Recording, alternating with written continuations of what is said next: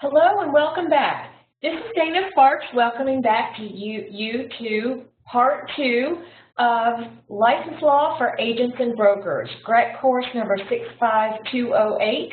We are going to continue to cover the Georgia Law Code 43-40 and the GREC Rule 520-01.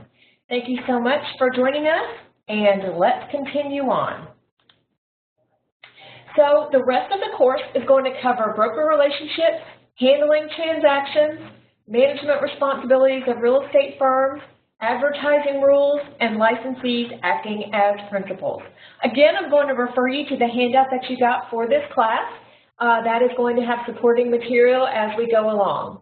One thing I just want to correct, when we started this course, I started off telling you that GREC's main purpose is to protect the public from you, the real estate agent.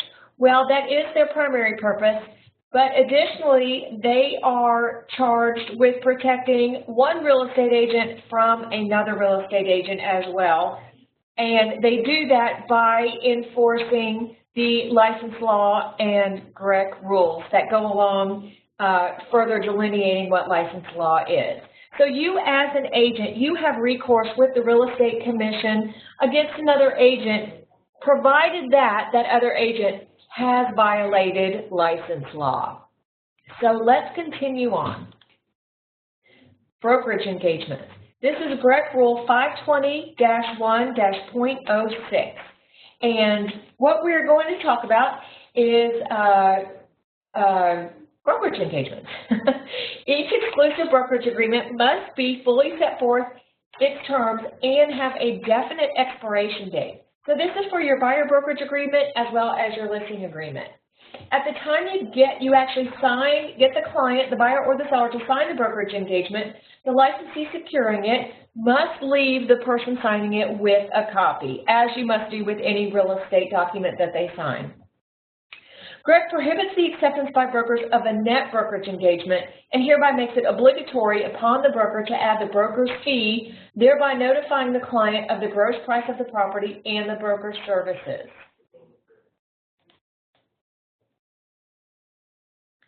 Just to remind you of what basically a net listing is that's when someone lists their property for sale at a specified net amount to the seller, and then the broker is allowed to retain any difference between the price at which the property is sold and the actual net amount that the seller receives. That is prohibited by GREC, and that's why you have to put your specific fee on there. It can't be left open-ended. Disclosure of broker relationships. No licensee shall buy interest in a property listed with the licensee or the licensee's firm on which the licensee or their firm has been requested to act as a broker unless it's clearly disclosed your position as a buyer or the seller and insert the clause to the effect. So basically, we've already discussed this before previously. You have to disclose that you have a license if you are the principal in any real estate transaction. Neither shall any licensee sell any interest in property owned by you, the agent, to anybody unless you clearly disclose your position as the buyer or the seller, inserting a clause to the effect. Again, by virtue of your real estate license, you have information and education and training above and beyond the average public person when it comes to buying and selling real property.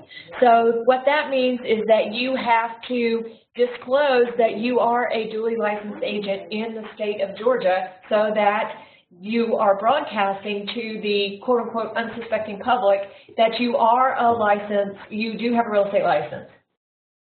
A licensee shall provide written disclosure to both buyer and the seller, revealing the party for whom that firm is acting and from whom that firm will receive valuable consideration for its efforts as the agent in the transaction. If the licensee's firm is not acting as an agent for either party, then the licensee shall make a written disclosure revealing from whom the licensee's firm will receive any compensation. So the brokerage engagements are basically what that is any document that you sign where you are interacting or engaging the public person, the public buyer or the public seller in a relationship with the brokerage. Now, if you're creating a client relationship, then if you're creating a client relationship with the seller, you sign a listing agreement. A client relationship with the buyer is the buyer brokerage agreement. If you are creating a customer relationship with a buyer, that is by virtue of a customer acknowledgement. And if you are creating a customer relationship between the seller and the brokerage, the firm, you do that through the authorization to show unlisted property. So regarding Beretta law dictates that if you are engaging a buyer as their agent in a client relationship, you must sign the buyer brokerage agreement. There is no law that dictates that you sign a customer agreement with a buyer. Different firms have different policies on that, so check with your own company. But what license law is saying is that if the brokerage itself is not acting as an agent for either party in a client relationship, then you must have in writing, you must have it disclosed how you're getting paid. So it is definitely a good point of practice for you as an agent, regardless of your own company's actual policies. If you are interacting with a buyer or a seller as a customer, then it is absolutely a good idea to sign the customer agreement with the buyer and to sign the authorization to show unlisted property with the seller, because those forms, and there is one in both the GAR contracts and the RE forms contracts, those forms have specifically written out the compensation, how you're getting paid, and then you would also want to disclose it to all the parties so everybody is clear on who is paying the brokerages. The written disclosure required by this paragraph must be made in a timely manner, but in any event, not later than the time that the party first makes an offer to purchase real property. Real estate licensees shall not pay a fee or commission to a licensee representing another party in the transaction, except with full knowledge and written consent of all parties. Basically, any money exchanging hands between any of the parties, buyer, seller, or either agent, must completely be disclosed and written and agreed upon by all the parties within the context of the contract. Now let's talk about actually handling transactions. A licensee shall promptly tender to any customer or client any signed offer made to such customer or client. Again, we've talked about this. Anything the public signs, they need to have a copy of. If you receive an offer to purchase a property from someone you do not represent as a client or a customer, you still have the responsibility to deliver that offer to the agent representing the seller.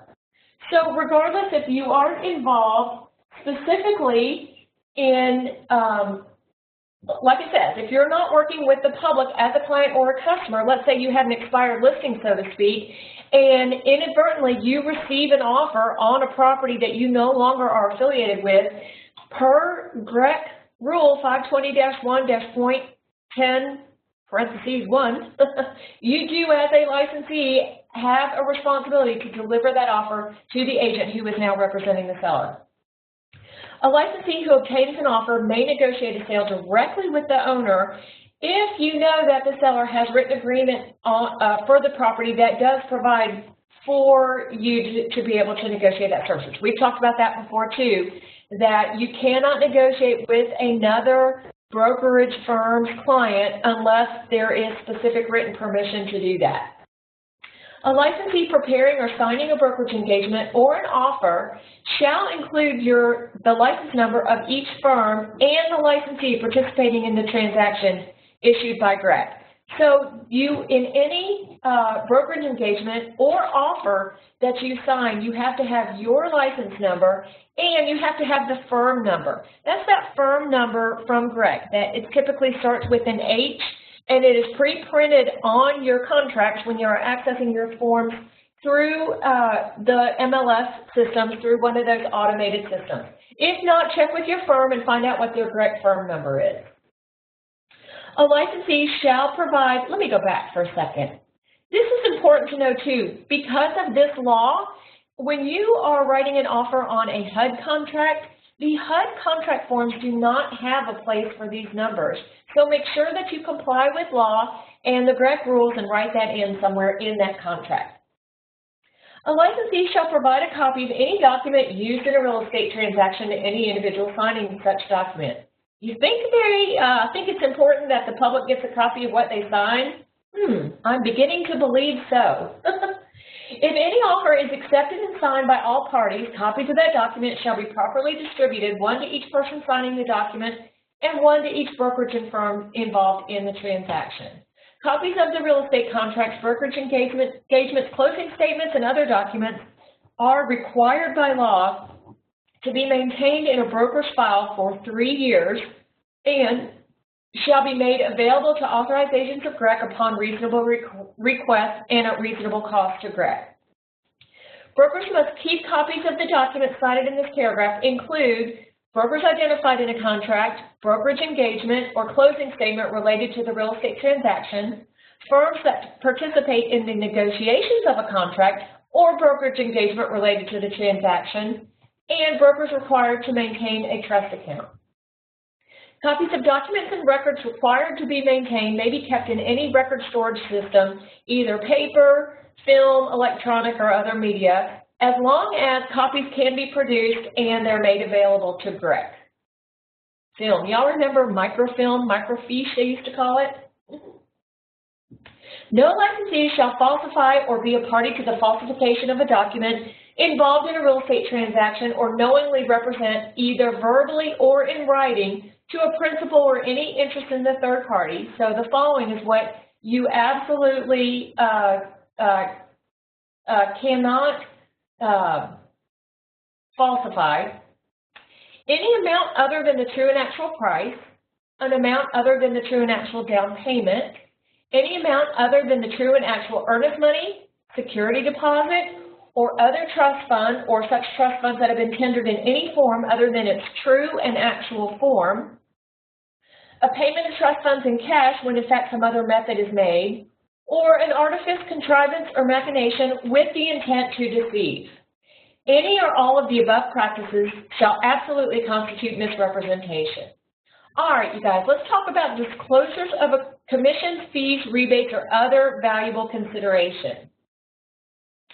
The disclosures required by Law 43-40-25B6, payments to another broker, must be disclosed in writing, may be made in advance based upon pre-established terms set forth in a brokerage agreement, management agreement, or other written agreement. So in a transaction where a licensee refers a principal to another broker for brokerage or relocation services, and the broker to whom the principal is referred knows the referral and the referring licensee's expectation of receiving a commission, fee, or other thing of value, the payment of the referring licensee shall be disclosed in writing to the principal by the broker with whom the referral is made no later than closing. Again, we've discussed a lot of these issues within the context of other parts of license law. Those were those forms we discussed right before the break. That not only when you are referring someone, not only must you do a broker-to-broker referral between your firm and the other firm, but the person being referred must also it must be disclosed, and you must have their signature in writing. Disclosures required shall be in addition to any requirements by federal law pertaining to the payment or receipt of anything of value for the referral of any service or product in a real estate transaction. Again, this is all referring to RESPA.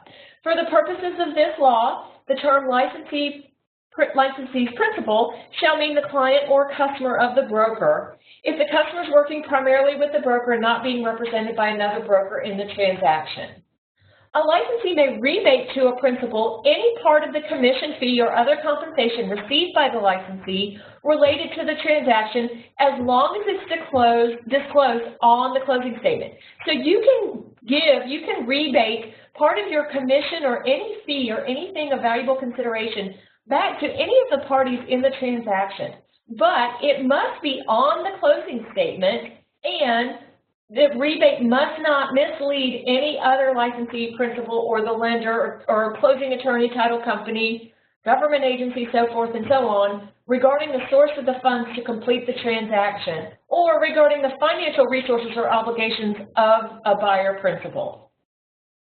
Notwithstanding anything to the contrary, no disclosure is required for gifts, products, services, or other things of value given to the principal, provided that they're not contingent upon the purchase, sale, lease, or exchange of other of real estate for that transaction. So we get this question a lot. Basically, you can provide gifts, so to speak, services, gift cards, gifts, things like that. You can provide those to the public as long as it's not part of the transaction. It's not that you are rebating or gifting something as part of the transaction. It cannot be contingent. You can't entice the public to buy or sell or lease anything having to do with real property. You can't say, I'll give you this gift if you buy this property with me. That's what is the violation of law. Not just giving a gift or a gift card, but making it contingent upon them purchasing or selling with you. All right, let's talk about management responsibilities of real estate firms. I'm going to gloss through these relatively quickly because, because there's typically not a lot of brokers in this class, but also a lot of these guidelines definitely are very important for you as a licensed real estate agent as well.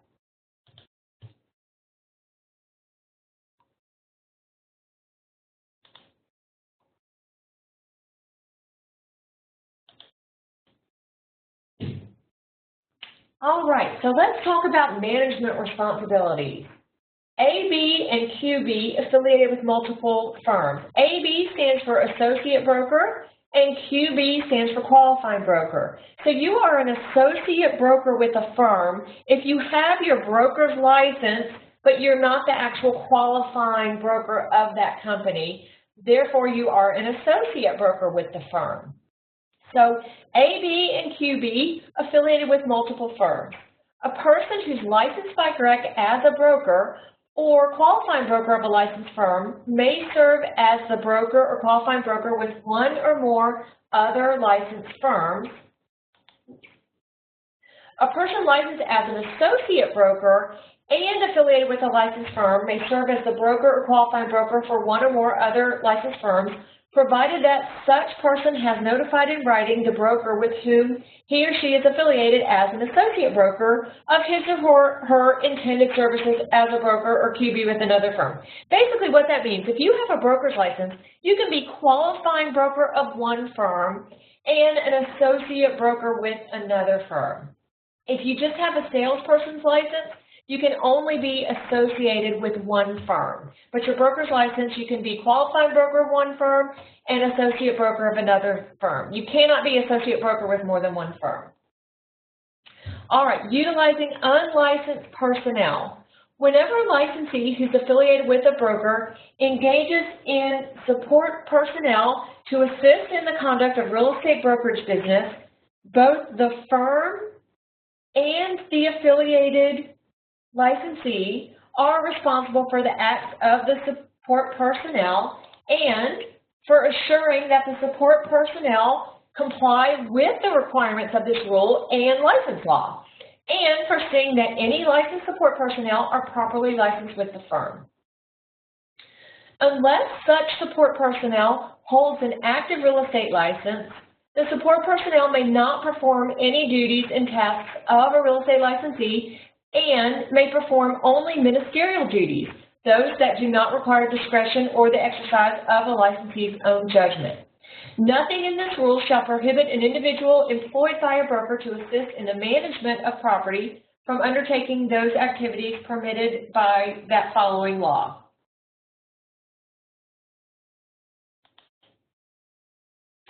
So in essence, what this is saying is if one agent has an assistant who is licensed, that licensed assistant must also be affiliated with that same firm. So that same firm has to have that licensee on board on their roster with the Real Estate Commission. What this also says is that nothing in this rule prohibits an individual who, if you're employed by one broker, if you're employed by a broker, you can participate in property management as long as you comply with those rules. An individual licensed with one firm may work as support personnel for a different firm or for a licensee of a different firm with the written consent and the broker of each firm. So you can have a licensed real estate agent acting as an assistant. For example, there are plenty of contract to close companies and assistants and people out there that work for more than one firm or more than one licensee from different firms, but you must have the written consent of the broker from each of those firms. A licensee on inactive status may work as support personnel for a firm or a licensee. Any real estate brokerage firm that allows an affiliated licensee to use support personnel or an assistant to assist that licensee in carrying out his or her real estate brokerage activities must, 1, enter into a written agreement with the affiliated licensee authorizing the use of the support personnel, delineating the duties that the support personnel may perform, and approving any compensation arrangement that the firm permits the affiliated licensee to have with the support personnel. Number 2, enter into a written agreement with the support personnel assisting its affiliated licensee, specifying any duties that the support personnel may undertake in behalf of the affiliated licensee. And 3, assure that the affiliated licensee and the support personnel have entered into a written agreement specifying all duties that the support personnel may undertake in behalf of the affiliated licensee and the manner in which the support personnel shall be compensated. So to help out with this, GAR, Georgia Association of Realtors, has a form for you to use either to complete in its entirety or to use as a guide. This is in your handout, and it is called, hang on one second, I'll show it on the screen for you.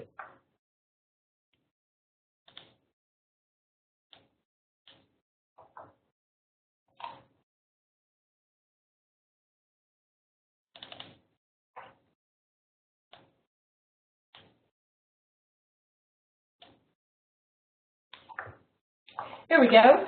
It is the Agreement for Licensee Use of a Real Estate Assistant. And this is a GAR Form CO4.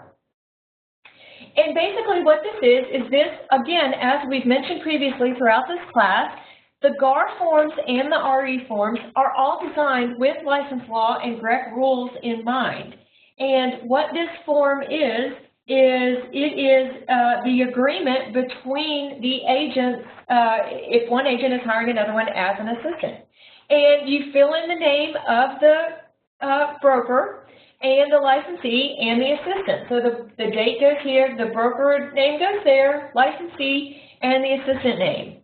Then it talks about the nature of the agreement. The agreement basically is intended to serve basically all three of those things: agreement between the broker and the licensee authorizing the use of an assistant, agreement between the broker and the assistant setting forth the basis upon which the assistant shall perform their duties, and the agreement between the licensee and the assistant setting forth the duties and obligations of each party. That's what that part is.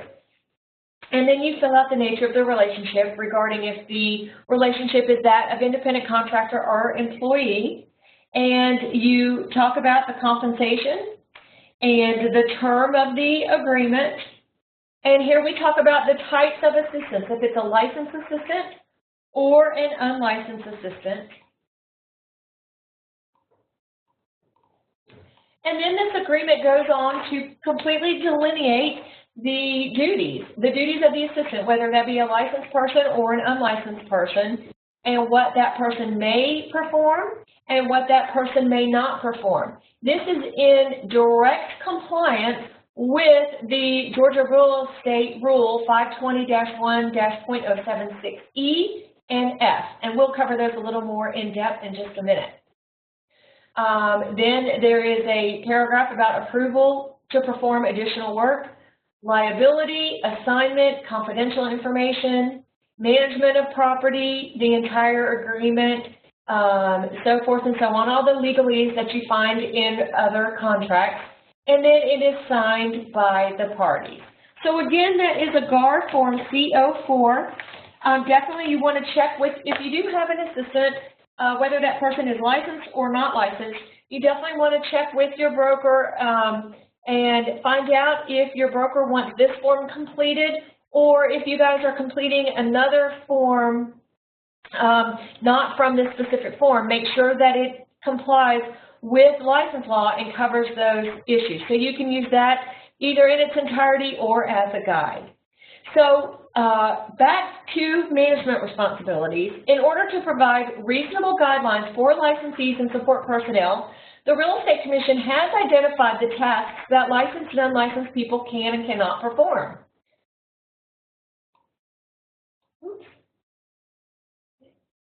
All right, so let's take a look at that. All right, so in your handout is a form where it talks about, this is Rec Rules 520-1.076E and 6F, and we're going to talk about what an unlicensed support personnel can and cannot do. Now, obviously, if you have an assistant that has a real estate license, they can do anything you can do. They are governed by the same license law and same direct rules are that you are by virtue of their having a real estate license like yours. So they really aren't prohibited on legally what they can and cannot do other than those that are prohibited by license law. So these lists specifically have to do with someone working for you as an assistant who does not hold a real estate license. So in order to provide reasonable guidelines for licensees and their support personnel, but without defining every single permitted and prohibited activity, this is just a guideline that GREC has come up with in their rules. So the following are tasks that an unlicensed person working for you in the capacity as an assistant may perform. They may answer the phone and forward calls to you, the agent. They can submit data onto the MLSs. They can check the status of a loan commitment after the contract's been negotiated. They can put together all your documents for closings. They can secure documents as long as those are public information from the courthouse and other sources available to the public. They can do things like having keys made, putting in locks, taking off locks.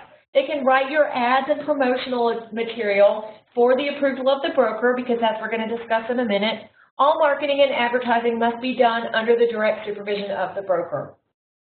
They can actually go ahead and put the ads in the magazines, newspapers, online, or any other media, postcards, and so forth.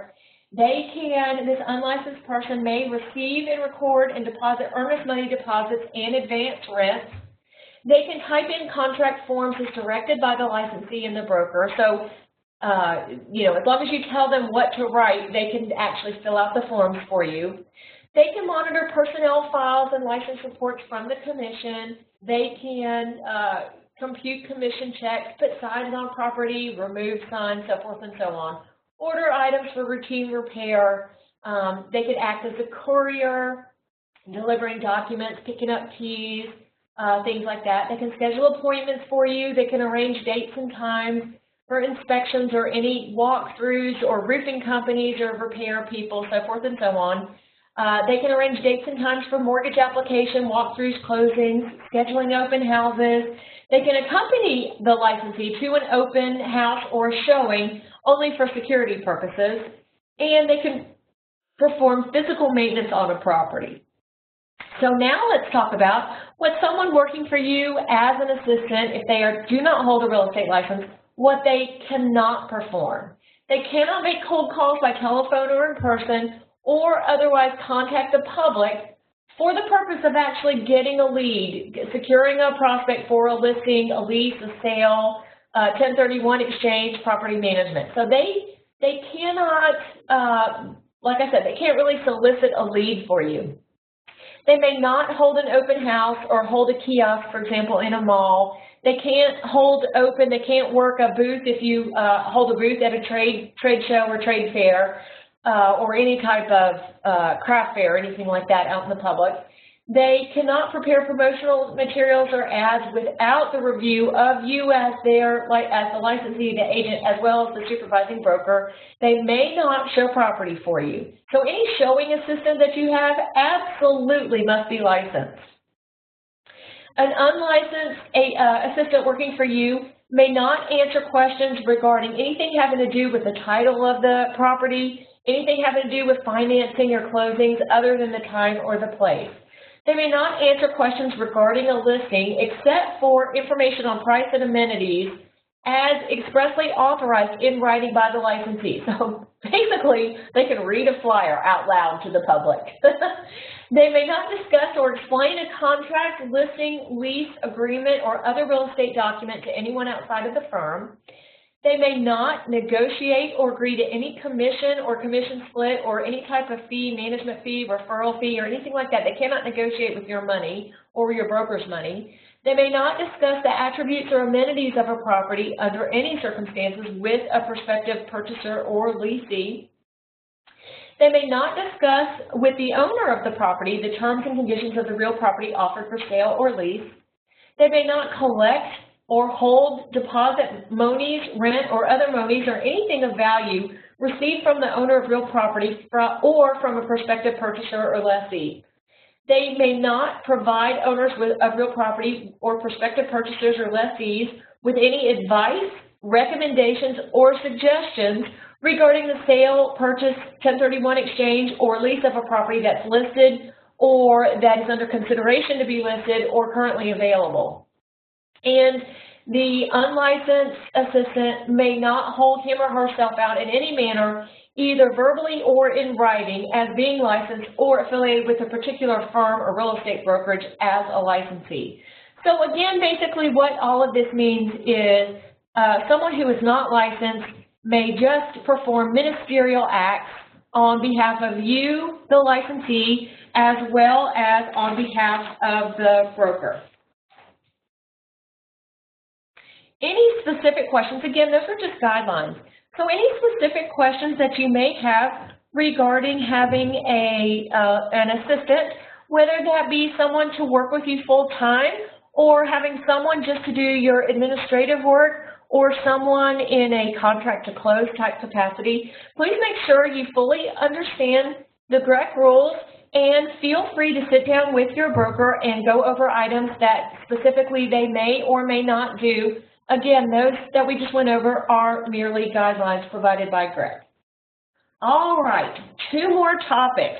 I know we have about an hour to go, but these are 2 relatively large areas of interest for you as a real estate agent. The first one we're going to cover is advertising rules, and the second one is you, the licensee, acting as a principal in a real estate transaction, whether that be you selling a house, buying a house, or buying or selling or renting investment property. So let's first discuss advertising rules. So I want you to take a moment and just define advertising. Think for yourself, what is advertising? What does that term mean to you?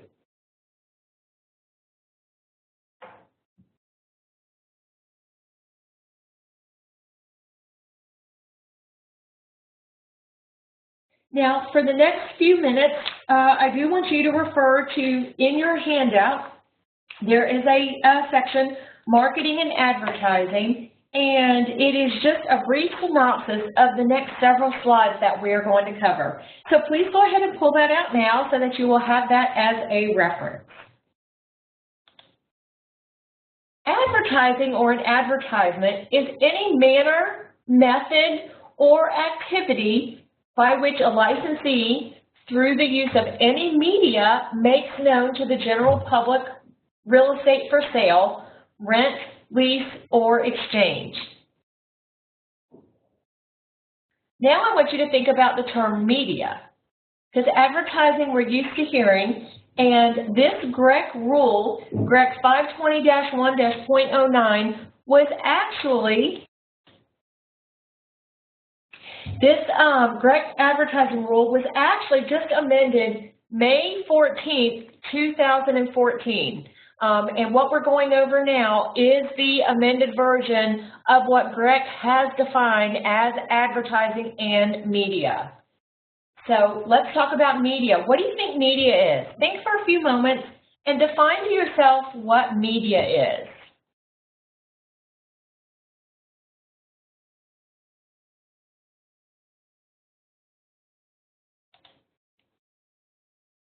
Media includes print, photographs, broadcast media, and the internet, including but not limited to newspapers, magazines, flyers, posters, business cards, billboards, radio, videos, television, signs. Now signs, think about this. This includes directionals for sale signs, for lease signs, sold signs, or those magnets that you see on some vehicles. So I want you to think to yourself a little bit more about media, newsletters, voicemail, email, fax. Now here's where some of these issues have come up, and this is why Greg had to amend the rule back in 2014. We now have, with social media, we've got websites. Well, I guess we've had websites for a while. Blogs, video blogs, also known as vlogs, property listing database services, email farming, news groups, discussion lists, bulletin boards. Those can be like forums. Have you ever seen an online forum? Social media, text messages, multimedia advertising, banner ads, pop-up ads. Let's think also about Twitter, Facebook. All of that is now part of, it is part of advertising, and all of those things, including, as I mentioned, your Facebook posts, your Twitter tweets, your Instagram, your Snapchat, all of those must now comply with these rules for advertising. So any advertising in general that is misleading or inaccurate in any material fact or in any way misrepresents any real estate is strictly prohibited. Whenever you as a licensee become aware that a seller with whom the licensee's firm has a brokerage engagement is advertising to sell real estate in such a manner that is inconsistent with this rule, the licensee must immediately take steps to stop the ad until it complies with the rule. All advertising by licensees must be under the direct supervision of their broker and in the name of their firm. Again, although you are an independent contractor, your broker holds your real estate license and therefore holds the liability for your activities. So all of your marketing and advertising must be done in the name of the firm.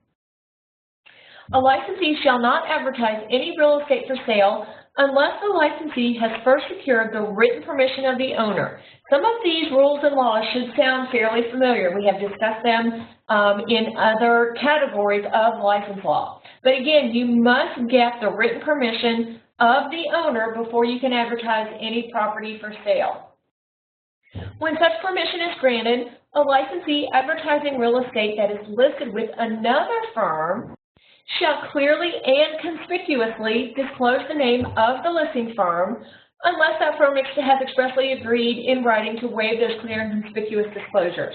So think about this. You guys use this every day, every day, every day. Think about the IDX reciprocity that you have either on your own website, when you sign up for your own website and you connect with one of the listing services, and typically you and your broker have to sign that IDX reciprocity agreement. Basically, you're signing that so that you can comply with license law because you are advertising another firm's listing, and that IDX reciprocity is putting it in writing, giving you permission, and that's why your listings will say, this listing is courtesy of ABC Brokerage, because that would be clearly and conspicuously disclosing the name of the firm. A licensee shall not advertise to sell real estate when such advertisement is directed at or referred to persons of a particular race, color, religion, sex, handicap, familial status, or national origin. Those should sound really, really familiar to you by this point. The contents of any advertisement must be confined to the information relative to the actual property itself, the actual real property, real estate itself, whether that be a structure, whether that be land and the improvements, but the actual real estate itself is the contents of the ad must be confined to that. Any advertisement that is directed at or referred to persons of any particular race, color, religion, sex, handicap, familial status, or national origin is prohibited. Again, we discussed that at the very beginning of this class. When you are marketing or advertising a property, in any media that you use, you must describe the property, not the person that would live in the property. Any advertising on the internet by a licensee of real estate for sale shall disclose the name and telephone number of the licensee's firm on every viewable page of a website, except as herein otherwise provided. So any websites that you have, any advertising on the internet by you as a licensee, if you're advertising real estate for sale, you have to have your brokerage firm's name and the phone number on every viewable page of that website. Provided that when the advertising in electronic messages of limited information or characters, a licensee shall provide a direct link to display that is in compliance with this rule. So what is that? What is an electronic message of limited information or characters? Well, that could be specifically Twitter, Instagram, Snapchat, things like that. Basically, you are limited in the electronic message. So if you're going to comply with the license law for that and put the name and phone number of your firm, that's probably going to take up all the characters you're allowed in those formats. So basically what this amended rule, GREC rule, is saying is, again, any advertising on the internet must have the name of the firm and phone number on every viewable page. So if you are marketing on Twitter, if you're tweeting out something about a new property, then basically you have to provide a direct link to a display that's in compliance. So somewhere in your tweet, in your Snapchat, on your Facebook page, you have to have a direct link. So you can have your message, but included in that message, included in those limited characters, you must have a link to your website that does comply with this.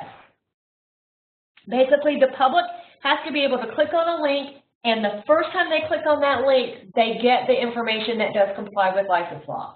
And B, when advertising real estate for sale on an internet website not owned or controlled by the licensee or firm with which the licensee is affiliated, and that website's term of use limits the licensee's ability to comply with this paragraph, the advertising shall provide a direct link to a display that is in compliance with this rule on every viewable page.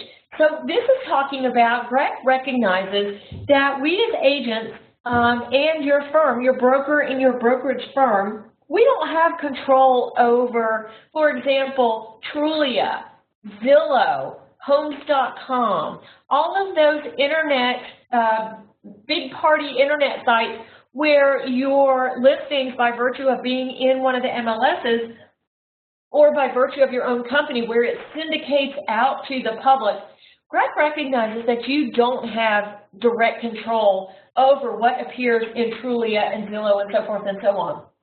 So what this rule is saying is the same thing. You have to be able to provide somewhere on there should be a direct link. The public has got to know that that property is being offered for sale through you as a real estate agent, and then they've got to be able to directly link to something online, obviously this is going to be online, to a web page that then complies with what we talked about. It has to have the broker's name and phone number on every viewable page of that website. And C, information on a website maintained by a licensee that is outdated shall be updated or removed from the website within 30 days of the information becoming outdated. So again, we absolutely know Zillow doesn't necessarily keep their properties updated. So what GREC is saying is that any information, any website that you maintain, you must keep that information on the real property updated within 30 days or you'll be in violation of this law. And D, if a licensee's website is maintained by a third party, the licensee shall provide to the third party a timely written notice either by mail, fax, or email any updates to any outdated information so that such information removal may be accomplished in accordance with this rule. A licensee who provides such timely notice shall not be in violation of this rule if the third party fails to effect an information change is notified. Basically, you guys, what this is saying is if you notice on one of these third-party internet sites that I've just previously mentioned that there is a property that you have listed and it is out of date, you must be able to demonstrate to GREC that you have done everything within your control, within your power, to notify this third-party website of the proper information, notifying them that information is out of date. So you must you have to do everything within your power to notify them and keep clear records that you have contacted these companies either by mail, email, or fax, so that you can demonstrate you've done everything that you can to try and keep the information about the real property current and up to date online. The requirements of this rule apply to advertising and information on a website that is within the licensee's ownership or direct control. So you don't have to be a webmaster, but if you do hire a web company, a webmaster, that is in your ownership or direct control. No licensee shall be responsible for information taken from the licensee's website or other advertising if it's placed on a website or in other advertising outside of your direct ownership and control without your consent. For purposes of this rule, okay, so let's back up. So again, that basically, all of that has been changed to account for social media. So when you're marketing on Facebook, we seem to have a lot of Facebook posts, a lot of Facebook information, marketing new properties, YouTube videos, so forth and so on. On any of that kind of advertising, you must have somewhere on there a link to your website, and so that the public can directly link to your website, and then your website must comply with all of these rules. Okay, for purposes of this rule, the term trade name shall include trademark and service mark, and the term advertising shall include, but is not limited to, advertising done by others on behalf of the licensee. So here we go. Any firm using a trade name or any franchisee in advertising specific specific real estate for sale in any media shall clearly and unmistakably include the firm's name as registered with GREC in a manner that is reasonably calculated to attract the attention of the public. The firm's name shall appear adjacent to any specific real estate the firm advertises for sale, so that the public may unmistakably identify the firm listing the specific real estate. In advertising real estate for sale, the name of the firm offering the real estate shall appear in equal or greater size, prominence, and frequency than the name of the affiliated licensee. What this means, when you are specifically advertising a property for sale, your company's name and phone number must be in the same size, the same prominence on the page, and the same frequency as your name and your cell phone number. So you can't have your company's name in a font size 10 and then your name in a font size 20. That would be a different size. Now the firm's name can be bigger than your own name, but it can't be the other way around. Again, keep in mind, GREC's sole purpose is to protect the public from you, the real estate agent. So another way of saying that is GREC has to provide, the license laws are such that the public has to be able to have a way to tattle on you if you've done something bad to your broker without necessarily letting you know they're going to tattle on you. They have to be able to know that you're working for a firm, number one, and number two, they have to be able to contact a broker not going through you. Any firm using a trade name or any franchisee shall clearly include the firm's name as registered with GREC on any contracts or other documents relating to any real estate transaction. Any firm using a trade name or any franchisee shall clearly include the firm's name as registered with GREC on any office signs. Okay, so let's take a look. Are these business cards compliant with GREC? You know what, before we get to this, let's do this. Look at the handout you have in your packet. That is a brief summary, an easy way, an easy at-a-glance way to remember some of these issues. And let me pull that up. Oops. Let me pull that up here on the screen for you.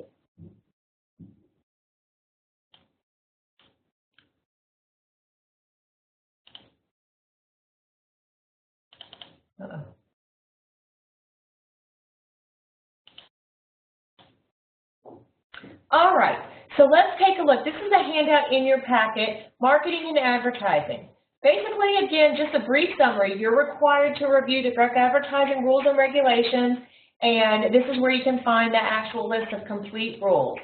All advertising, print, media, signs, websites, so forth and so on, by an affiliate, this includes Craigslist too, for you guys doing some Craigslist marketing, by an affiliate licensee must be done in the name of the firm and under the direct supervision of the broker.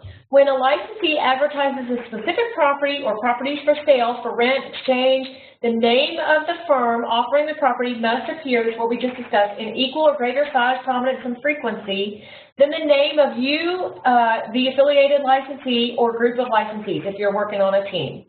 Additionally, the telephone number of the firm, again, that's the phone number of the firm as it's registered with GREC, must appear in equal or greater size, prominence, frequency as any telephone number of your phone, for example, your cell phone. All marketing materials must be approved by your broker or managing broker, or some firms have an actual advertising broker or staff member designated by the broker to review and approve of advertising. Any advertising on the internet by a licensee shall disclose the name and phone number of the firm on every viewable page. Again, we've discussed that.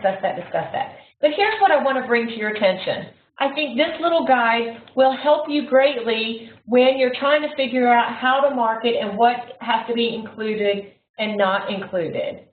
So this has to do with all advertising. So this is all advertising that you do because you now hold a real estate license issued to you by the state of Georgia. So any and all advertising that you do, including if you're marketing a specific property for sale, must not be misleading, may not discriminate, must be done in the name of the broker. And by that, it means the firm. It doesn't actually mean the qualifying broker of the firm, but the brokerage. And must be reviewed and approved by the broker.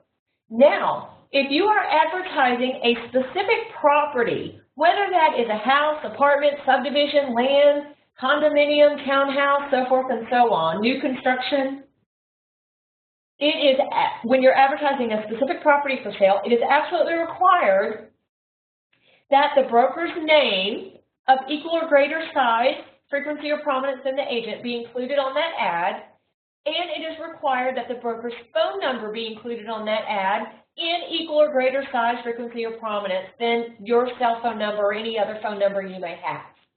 What is optional is the name of you, the agent, or your team, if you're on a big team, a telephone number for you, whether that be your cell phone number or if you have a work number or a Google number, and any type of email address or web address. So all advertising in general, this is the overriding principle, those must be, the name of the firm must be on all of your advertising and marketing. If you're marketing a specific property, you have to have the broker's name and phone number. Your information is optional. And if you're advertising any property that you own, whether that be a personal residence or an investment property for you, you must have the written notification. You must give written notification to the broker. You must have the broker's written consent and approval. You must include all appropriate licensee disclosures and must comply with rules on advertising a specific property. We're going to address this issue a little bit more in depth when we get to agent-owned property. So hopefully that helps. Now, one of the questions I often get is directionals. Directionals are definitely advertising. So do your directionals have the name of your brokerage on there? Take a look at that. All right. So now, let's go back. Are these compliant? Is this business card compliant? Yes or no? Well, no. Unless, we don't know, actually. We don't know if Kim Smith is the name of the firm or if that is this woman's name here. And we don't know if this is the phone number of the firm or if this is this woman's cell phone number. But more than likely, I would say no, this is not compliant because this more than likely is this gal's name and her phone number. Take a look at this one. What do you think? Compliant or not compliant?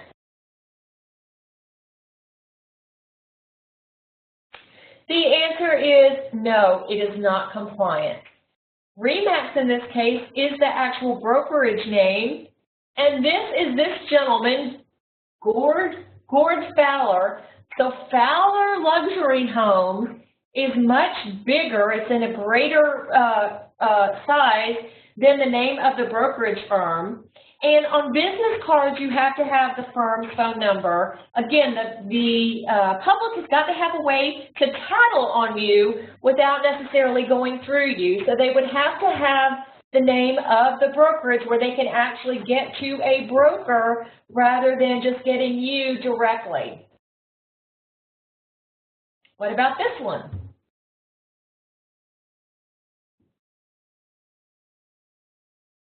What do you think?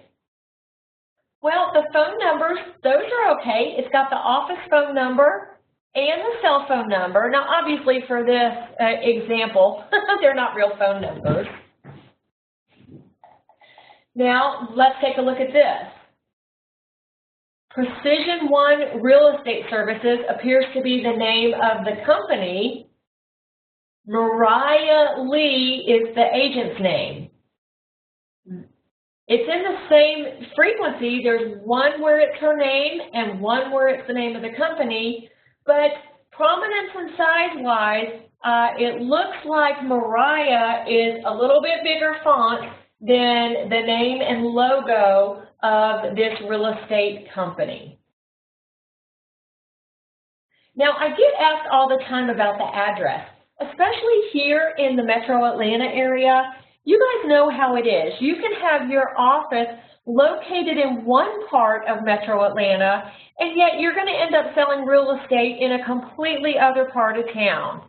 So you don't necessarily, it is not a direct rule or law or requirement that you have the address of your office listed on your card. In some situations, you may want to have that address listed because that might help you get additional business.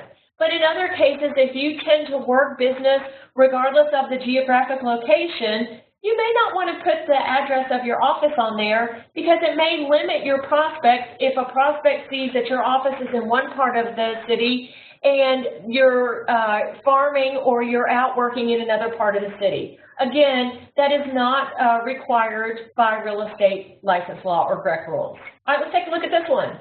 Ashley LaRue, Proformance Realty Concepts, has her email address, cell phone number, fax number, and then a little commercial or tagline. It has the equal housing opportunity. What do you think?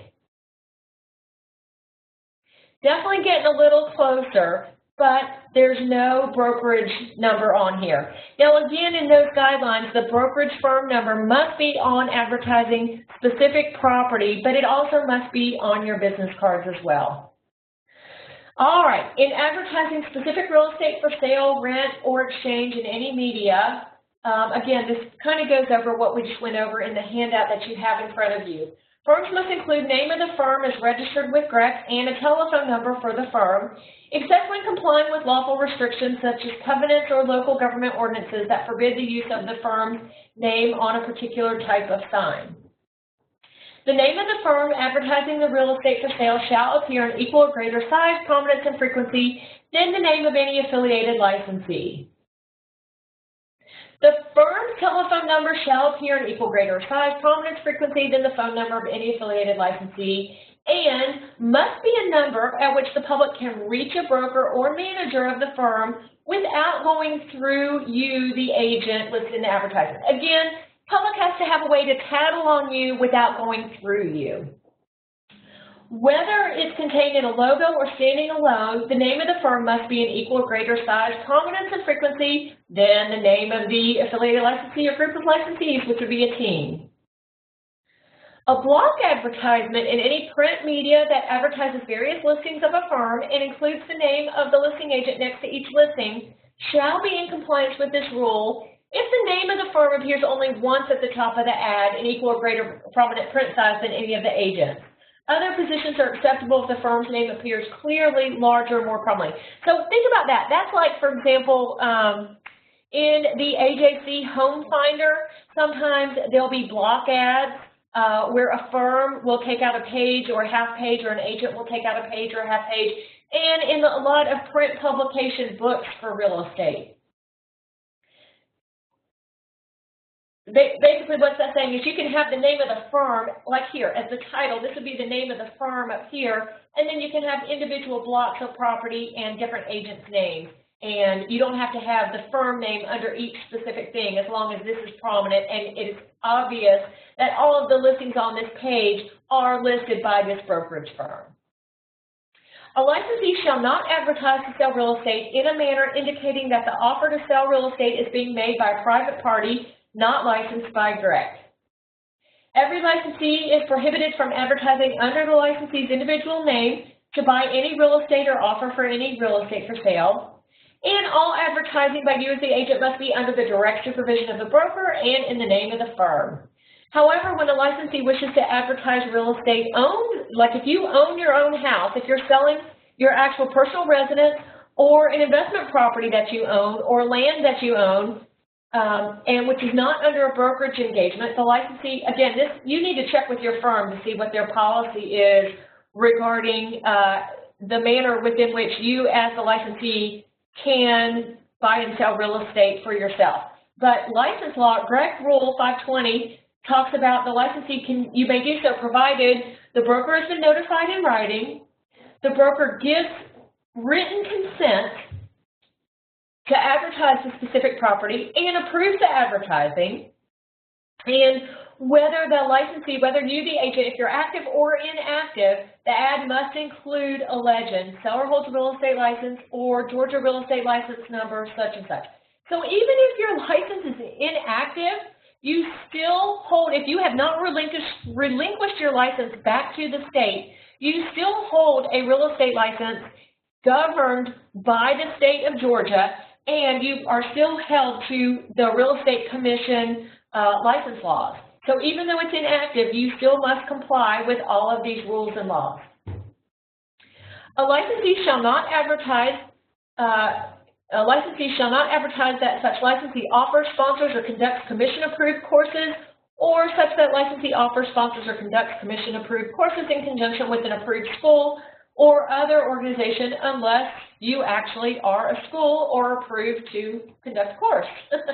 Notwithstanding any other provision of this rule, a licensee shall make every reasonable attempt in advertising to assure that the public knows you're being contacted by a real estate agent. All right, let's take a look at these ads quickly. What do you think?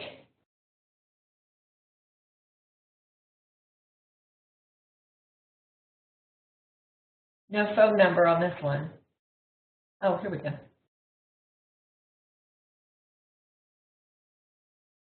No company name on this one.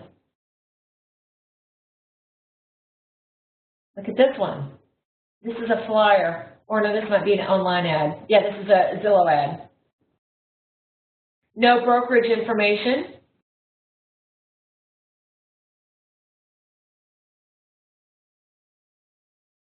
What do you think of this one?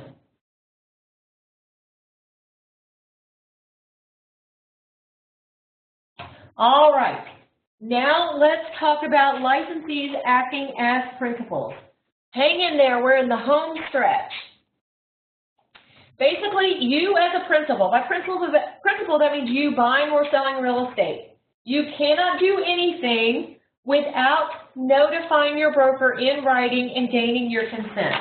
There are several handouts that you have, 1, 2, 3, 4 pages regarding agent as principal, buying and selling, and renting. We'll go over those in a few minutes, but let's go through the slides first.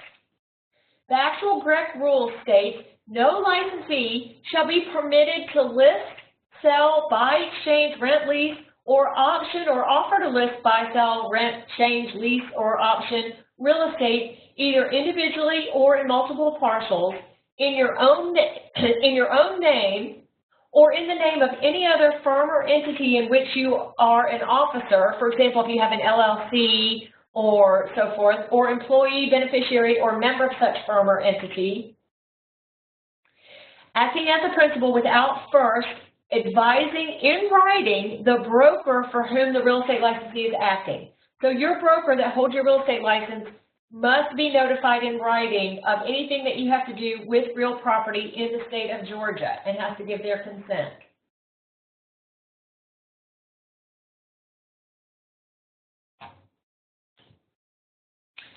All right, licensees advertising. If you're advertising to buy, sell, exchange real property for your own account, for your own purposes, again, it must comply with all the advertising requirements that we just went over extensively. Oops.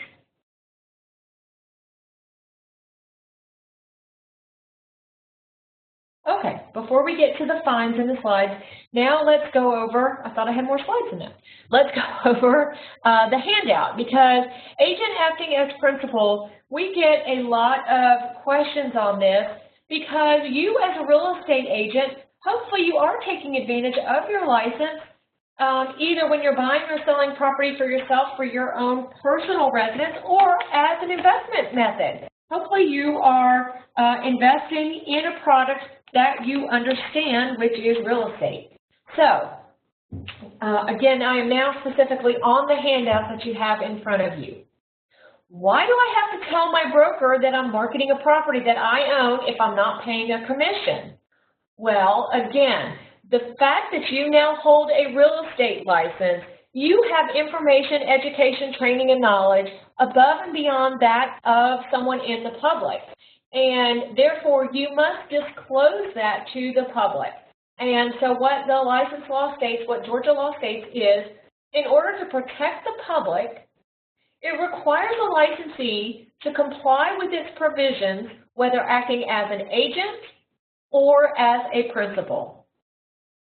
So license law requires brokers to review all of their affiliated licensees' activities for compliance with the law, regardless of if that is for an agent, for you as a principal or as an agent. So if all contracts have to go through a compliance review, regardless if you're working on behalf of a public buyer, public seller, or buying property for you yourself, you're the buyer or the seller.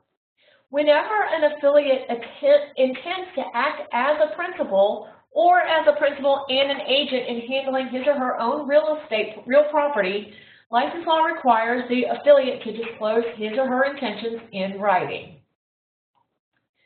So let's look at this. Another aspect of property management concerns real estate owned by the licensee. The commission considers a property owned by a licensee if the deed for that property reflects either only the name of the licensee or only the name of a business entity of which the licensee is the sole owner, member, or stockholder, i.e. if you have investment property in the name of an LLC. You create an LLC of which you're the sole member, or a corporation of which you are the sole owner or stockholder, and you buy property in that company's name. If neither of these situations is the case, the property is not 100% owned by the licensee, and all trust monies must be placed in a trust account of the broker holding his or her license. Okay, so what is this about? So what this means is if you have investment property, if you buy property and you're going to rent it out,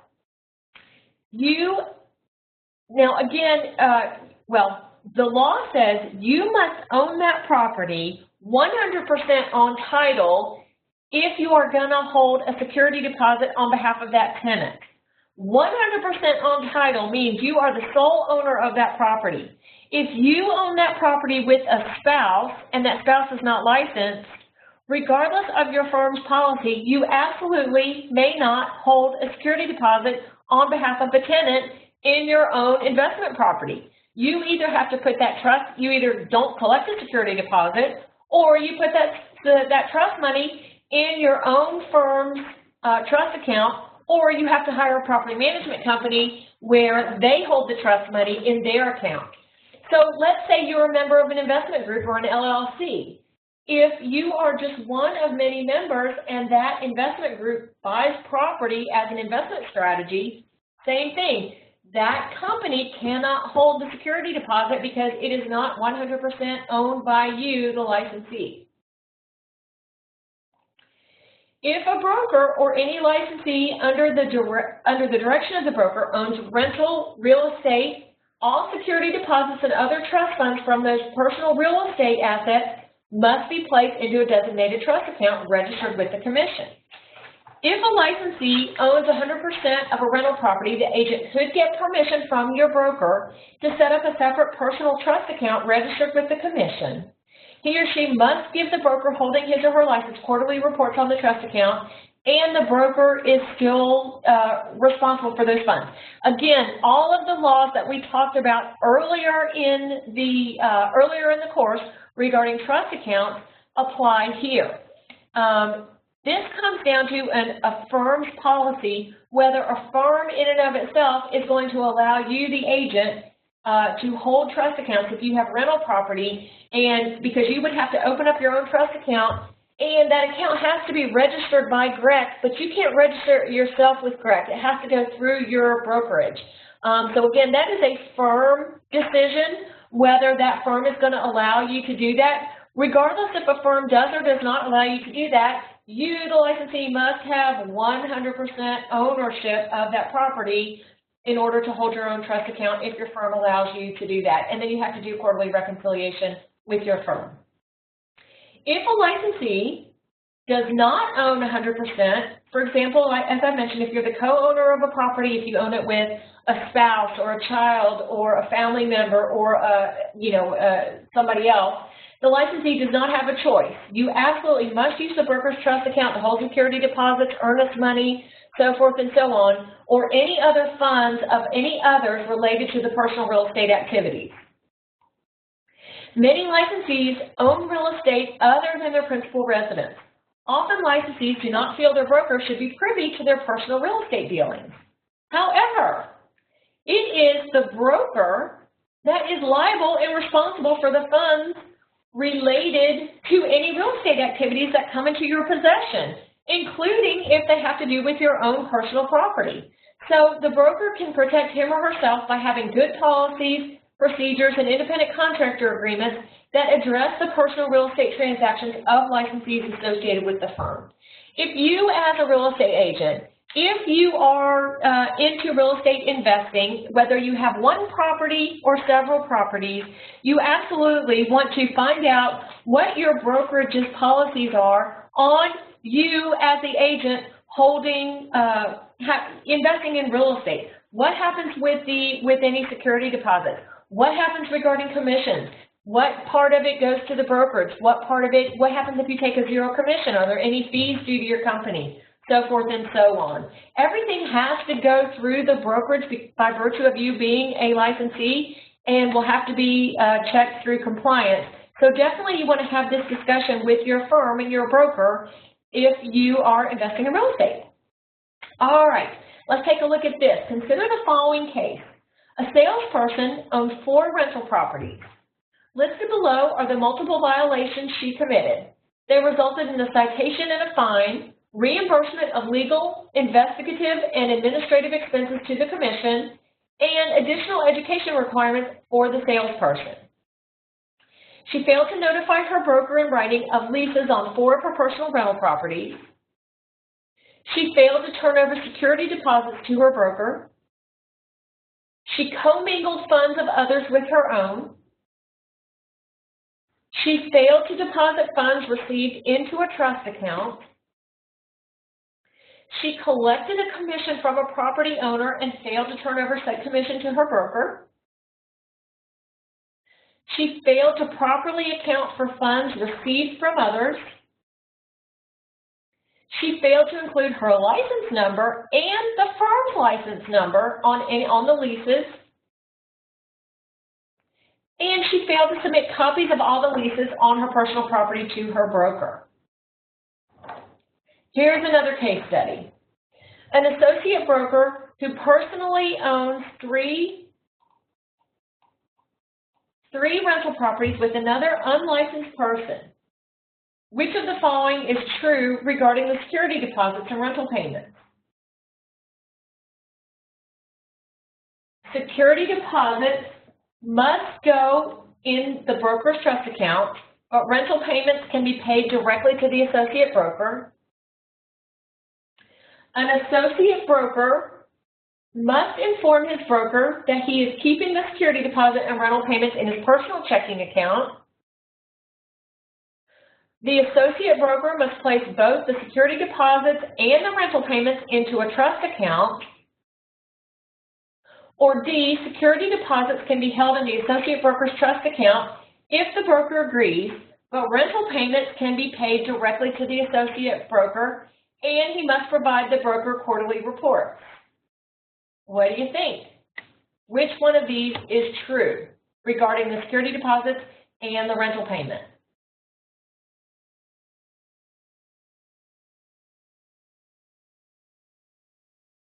The answer is, drum roll please. The answer is C. Associate broker must place both security deposits and the rental payments into a trust account. Okay, let's back up here. It is late in the course and we're almost done. The correct answer, the true answer is D. Security deposits can be held in the associate broker's trust account if the broker agrees, but rental payments can be paid directly to the associate broker and must provide the broker quarterly reports. Let me tell you just a little bit about why I got confused. In regular property management, not with you, the licensee as principal, but in regular property management, security deposits must go into a trust account and rental payments must also go into a trust account. So if, for example, if a tenant pays rent, the brokerage must put that money into a trust account because it is not the broker's money. The rent money comes from the tenant into the broker's trust account, then the broker then disperses part of that money back to the landlord as rent, and then part of that money back to the firm and the agent for a property management fee. But that has to do with actual property management for the public. So that, I apologize, that is why I got confused. But for you, the agent as principal, if you have rental property yourself, the security deposits must go in a trust account, whether that be your own, provided all provided all those other issues we discussed, and you can receive the rental payments directly because you are the landlord in that situation. And for the actual trust money that you hold, you must provide the broker quarterly report. So again, I apologize for that little mistake there. All right, one more. Associate broker must place both the security deposits and rental So what this little box is, not to be confused, if you as the agent, if you do have rental property, but you are not the 100% sole owner, so you hold it with a spouse, a child, a family member, a friend, or you are part of a company or an LLC that invests in real estate and you have a license and not everyone in there holds a license and is not in the same firm, then in that situation, the rent and the security deposit must be placed in a trust account. Again, this is only if you are not the 100% sole owner of that rental property. The rental payments can't be paid directly to the associate broker because in this situation within this little box here in your handout, he would own the property with a third party and all money is technically not his. Security deposits can't be held in the associate broker's trust account because you own the property with another unlicensed person. Associate broker must inform the broker that you have personal real estate and give any trust funds. We talked about that previously. Trust accounts for the broker or any of his affiliated licensees must be registered with the commission and treated like any other trust account. We've already discussed that. And broker or licensee with trust accounts registered with the commission can use the GREC website to update that trust account information. Just in general, you know, I've used the term property management, and basically what I am talking about is property management in the eyes of GREC. Those type of activities encompass any of the following: activities conducted for a property owner for a fee, and personal real estate activities of a licensee affiliated with a brokerage firm, including the broker. Every licensee is subject to the trust account requirements of the license law rules and regulations for any brokerage activities you conduct, whether it's for a fee or for personal real estate business. So that has a lot to do with you as the agent and investment property, but let me just make a couple comments about you as the agent buying or selling a property for yourself, for the roof over your head, for your personal residence. In that situation, again, you cannot sell for sale by owner because you have a real estate license. GREC governs everything that you do regarding anything having to do with real property in the state of Georgia. So it is your own firm's policy regarding commission payments and any fees due that firm. But regarding advertising it and marketing it, everything that we've discussed throughout this entire course applies even if you are selling your own personal residence. You can't go get a for sale by owner sign and stick it in your front yard because that sign would not be in compliance with these GREC rules and laws. And any contracts that you get are going to have to go through your broker for review, for a compliance review. So again, regarding the compensation that you have to pay your firm or your brokerage for buying or selling your own property, if you choose to take a commission or not take a commission, whether that be for an investment property or for your own personal residence, that is a discussion to have with your broker. But regarding how you interact with the public and how you market those properties and how you sign contracts, all of the tenets of license law and the GREC rules we've been discussing this entire course do come into play. So we're almost done, you guys. Let's talk about the fines. So again, take a look at your handout. So what happens if you violate any of these license laws and GREC rules that we have discussed? Well, it is actually written in the GREC rule 520-01-.14 citations. And at this point, I am going over the handout that you have. And let me put that up here on the screen for you. We are talking about fines and penalties. Violation of the following rules, regulations, and unfair trade practices may become the basis for the issuance of a citation. While the Commission may determine that circumstances warrant the imposition of a lesser penalty, the monetary penalties prescribed constitute the maximum penalty for a single violation of the cited rule, regulation, or unfair trade practice.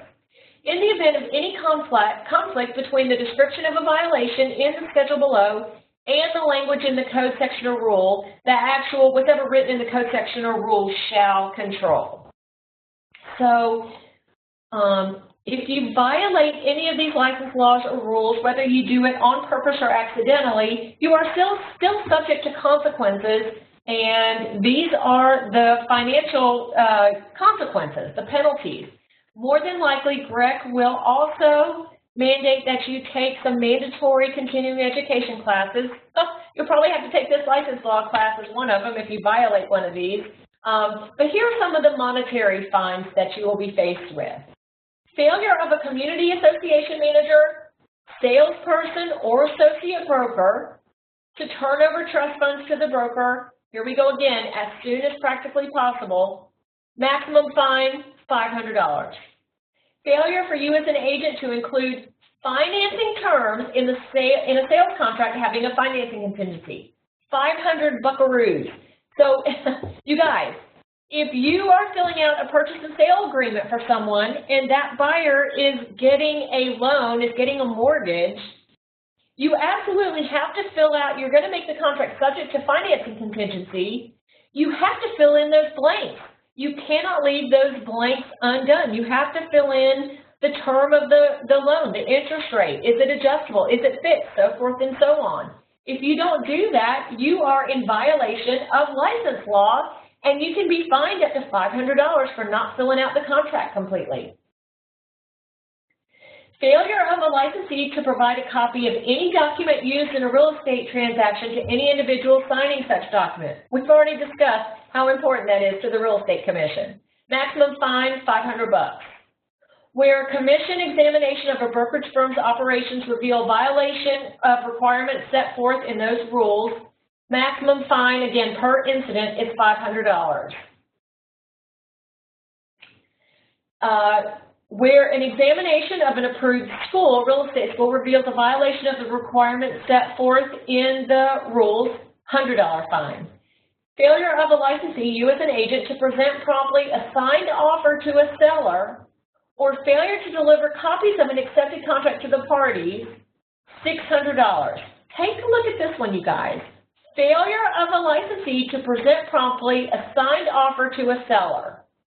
If you receive an offer, you have got to present it, period.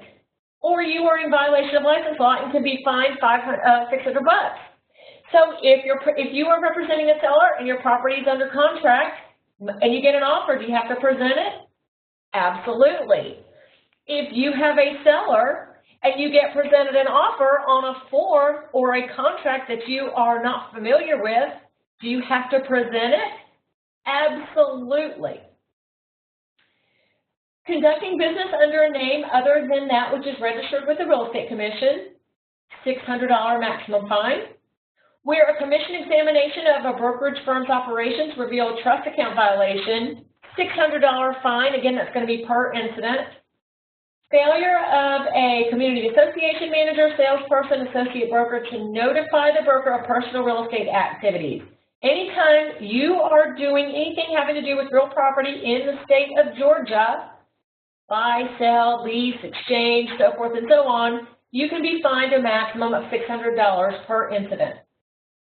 Failure of a licensee to include the correct amount of earnest money, security deposit, or terms in a sales or lease contract. Don't make any mistakes in that contract, you guys, or it's going to cost you money. Fine of $600. Where an approved school violates the requirements set forth in the rules of the commission offering computer-based courses, max fine of $200. Where a licensee pays a commission or referral fee for performing real estate brokerage activities to a person who does not hold a current active real estate license in this or in other state except as provided for where we talked about that, $600. So in other words, if you have been in real estate for a long time and you don't necessarily want to practice real estate anymore, you can't even get a referral fee unless you do hold an active license held by a broker. And I discussed in the first half of this course that many firms have what's called a holding company or a referral company, and that would be the perfect situation for that so that you don't get fined $600 and so you can get those referral fees. Advertising that violates a provision of the advertising laws we went through but is not discriminatory or intentionally misleading or inaccurate, fine of $600. Failure of a licensee to register with correct an account into which trust funds have been deposited, $600 per account not registered. Failure of a licensee to have the bank designate an account as a trust or escrow account except where the bank has erred, so you don't actually designate your account as an escrow account, $600 per account not designated as such. Failure of a licensee to disclose his or her license in a contract requiring such disclosure, $600. Make sure you put those license numbers in those contracts, you guys. Where a broker continues to allow an affiliated licensee to conduct brokerage transactions after your license has lapsed for more than 1 month, $600 per brokerage transaction. Where a licensee performs real estate brokerage activity in violation of the rules beyond a month in which the licensee's lapsed, $600 per transaction. Basically, you are responsible for your real estate license, period. You are an independent contractor of a brokerage. Yes, the Real Estate Commission does send lapse license notices to your broker, the last broker they have on record that does hold your license. The Real Estate Commission sends those notices to the firm approximately 2 weeks after the end of the month. So even though your firm does get those lapse license notices and does notify you, it is still your license and your responsibility. You are an independent contractor. You need to keep up with your license, when your renewals are due, and what your continuing education requirements are to maintain your active license in order to buy or sell real estate in the state of Georgia. Where an approved school offers a course without prior authorization, $200 per student enrolled, but basically, hopefully schools aren't offering courses for real estate CE credit if they don't have the credit from Greg. They don't have the authorization from Greg. Failure of a licensee to deposit trust funds promptly where the deposit was made more than 3 business days after receipt, unless it's agreed upon by the parties in the contract, $600. Failure of a licensee to notify the commission of the final disposition of any administrative, civil, or criminal action within, this is for you, within 10 days of the conclusion of the court proceedings, $600, and so forth and so on. I am not going to continue to read all of these for you, but please, I do encourage you, there's just another page and a half of these.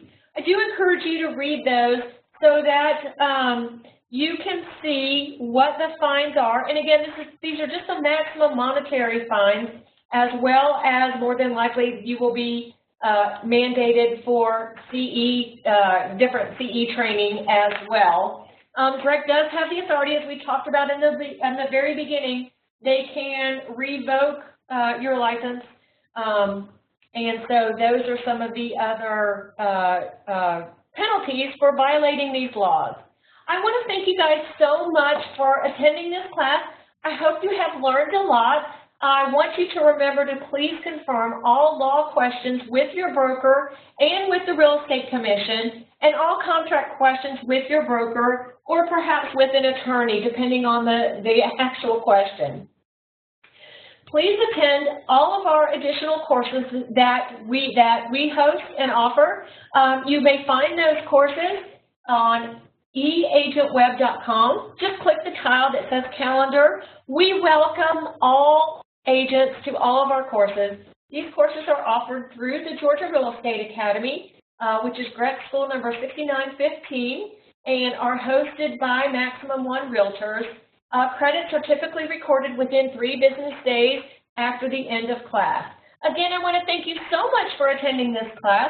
I hope you have learned a lot. And I want everyone watching this video to please have a joyous and prosperous year, helping others